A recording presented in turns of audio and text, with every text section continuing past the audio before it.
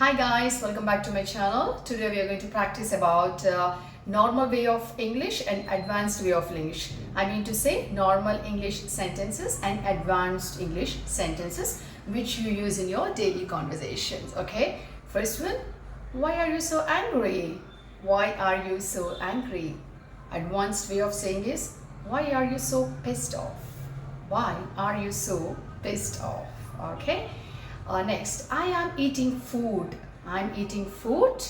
I am having a meal. I am having a meal. Leave me alone. Leave me alone. Give me a break. Give me a break. You are so beautiful. You are so beautiful.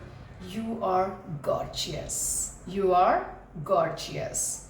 Can I come tomorrow? Can I come tomorrow? Can I drop in tomorrow? Can I drop in tomorrow?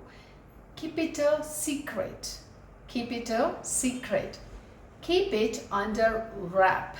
Keep it under wrap. Sounds good and interesting, isn't it? So let's practice. And don't forget to like, share and subscribe to my channel. Thank you. Bye.